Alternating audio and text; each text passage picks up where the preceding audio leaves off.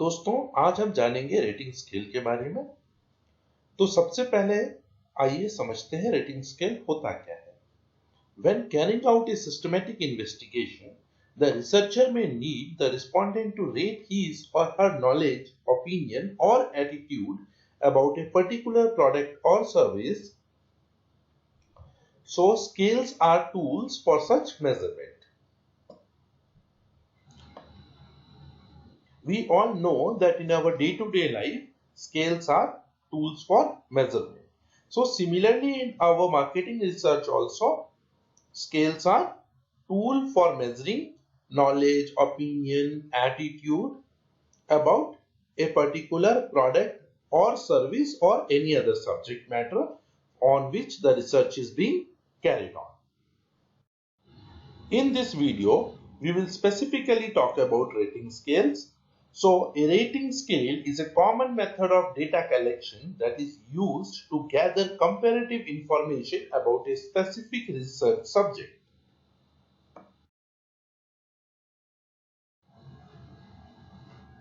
Simply, we can say that scales used to gather comparative information about any subject are called rating scales. This method of data collection enables survey respondents to measure their feeling, perceptions, interests, and preferences. So there are various types of rating scales being used.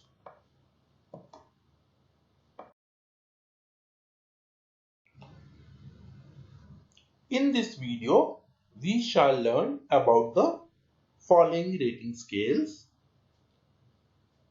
dichotomous scale, category scale, Likert scale, semantic differential scale, numeric scale, staple scale, graphics rating scale, and fixed or constant sum rating scale.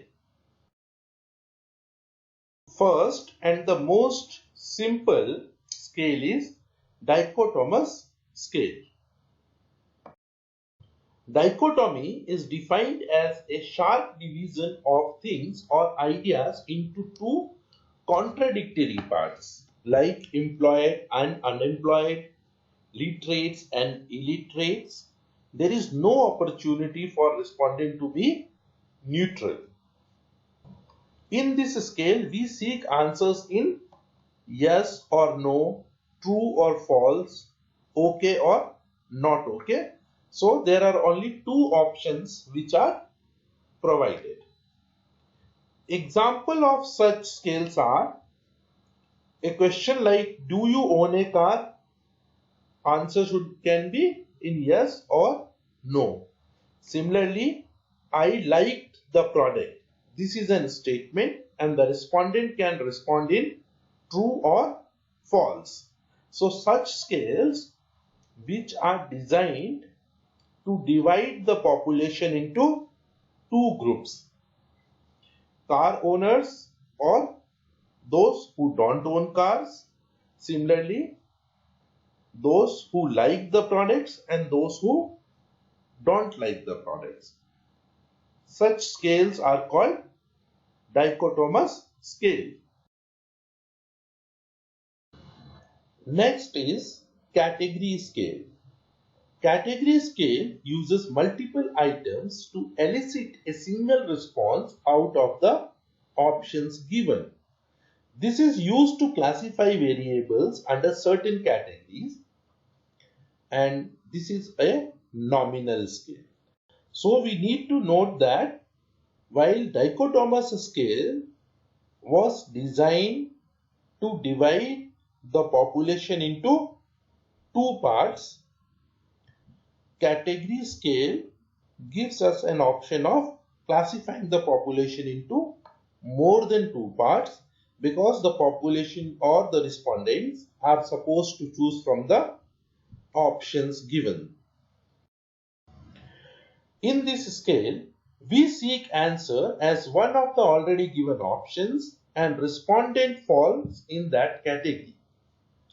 Example of such questions are like, which country you belong to. The provided options can be India, Sri Lanka, Bhutan and Bangladesh. So this question gives us an opportunity to classify the respondents into 4 categories: Indians, Sri Lankans, Bhutanese and Bangladeshis. Similarly, another question under category scale can be, what is your function? And the options can be provided: sales, marketing, finance and production. So this will give us an opportunity to classify employees in these 4 categories. One of the very popular rating scales is Likert scale. The Likert scale is a 5 or 7 point scale which is used to allow the individual to express how much they agree or disagree with a particular statement.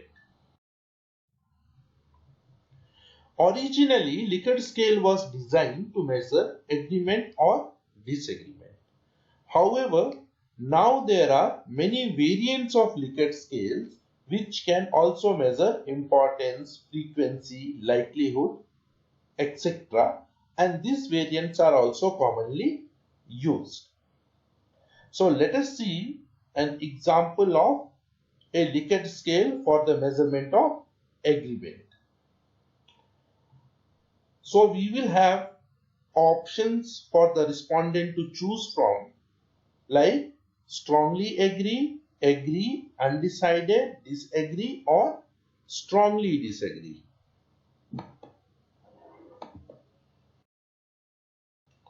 In order to measure frequency under Likert scale, the respondent shall be provided with options like always, often, sometimes, rarely and never. Similarly, the importance can be measured by providing the respondent options like very important, important, moderately important, slightly important and unimportant. So all these examples are a 5-point scale, Likert scale example. One thing which we have to note here is that the Likert scale was, when actually invented, it was invented as a 7-point scale for measurement of agreement or disagreement with a statement.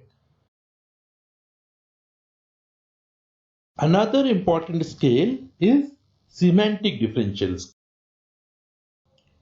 The semantic differential scale is a 7-point or 5-point rating scale used to derive the respondent's attitude towards the given object or event by asking him to select an appropriate position on a scale between 2 bipolar adjectives. In simple words, we can say that in semantic differential scale, a respondent is provided with 2 bipolar adjectives and is asked to rate the inclination of the subject matter towards either of the adjectives provided. Example of such bipolar adjectives can be big and small, hot and cold, rich and poor, good and bad, strong and weak, and similarly there can be many other bipolar adjectives which can be provided. The items on a semantic differential scale can be scored on either a numeric range of -3 to +3 or 1 to 7. Since we can convert them into numerics, we can also perform certain numeric functions like calculation of mean, standard deviation and regression on the data collected on semantic scale. We should note here that converting the scores on a scale of 1 to 7 is a more common practice because of the simplicity it offers while. So this is an example of semantic differential scale where we are trying to find out attitude or opinion about a DVD player which the customer has just bought. So we have provided three bipolar adjectives here. First is expensive or inexpensive. So we are asking our respondent whether he finds the DVD player expensive or he finds it inexpensive. Similarly, in the next question, we are asking whether he finds the DVD player convenient to use or inconvenient to use. And the third question is whether he finds it simple to operate or. Next is numeric scale. Numeric scale is very simple to semantic differential scale, with the only difference that a 5-point or 7-point scales are provided to the respondents with bipolar adjective on the both ends. So we have seen in semantic differential scale also that we were providing bipolar adjectives to the respondents. So in numeric scale also we provide the same, but here we provide respondents with a numeric scale,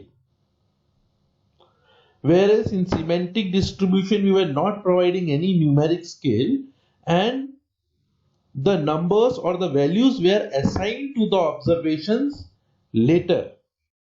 The numeric presentation helps in providing data with interval properties, which is not just ordinal properties. So the data which gets generated in a semantic scale is just ordinal, because while responding to the questions, the respondents are not aware about the values assigned.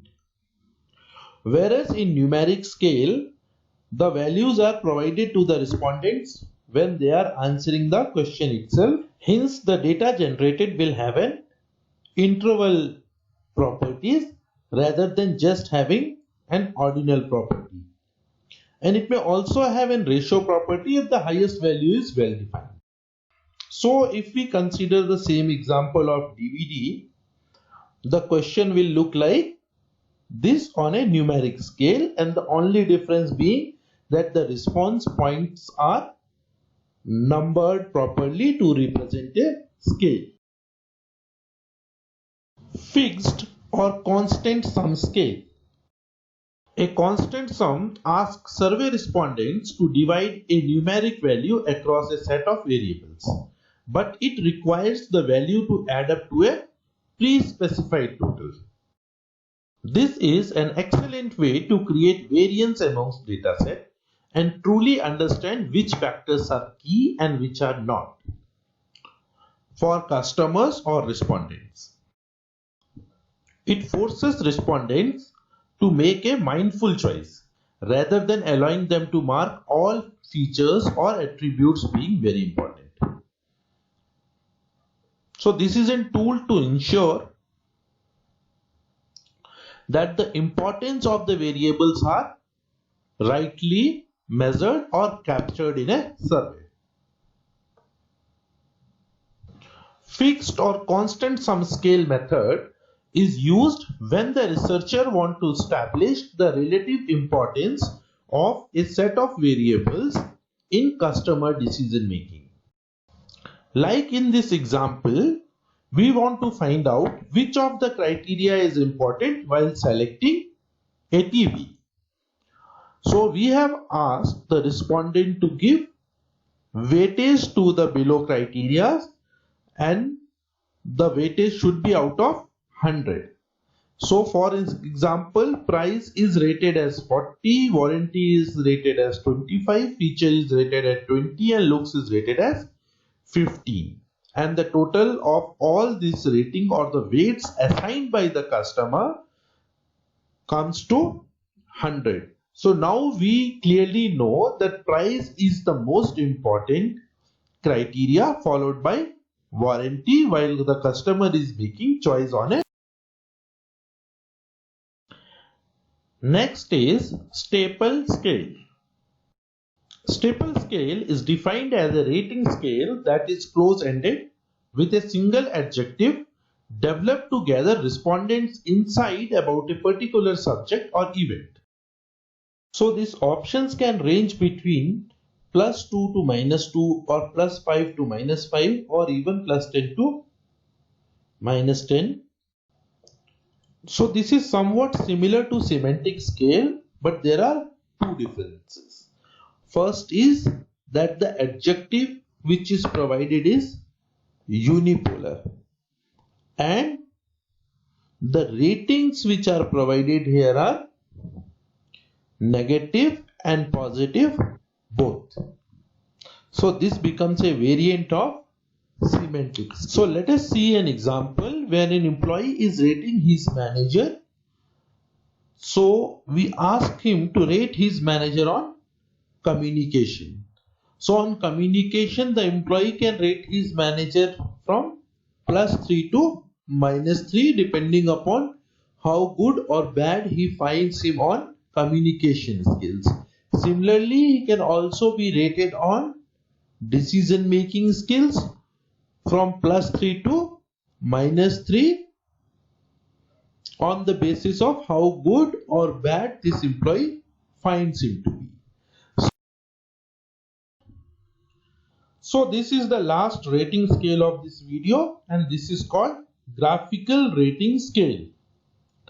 A graphical representation helps the respondents to indicate on this scale their answer to a particular question by placing a mark at the appropriate point on the line. So graphical rating scales are very widely used in performance appraisals, and we can see in the below example that high performer, performer and low performer have been indicated in a graphical manner, and the manager can select what is the rating of the employee by ticking at an appropriate level. So these were some of the common rating scales used in research. Hope you found this video useful. If yes, then please like, subscribe, comment and share. We shall come up with more useful videos to simplify statistics for you.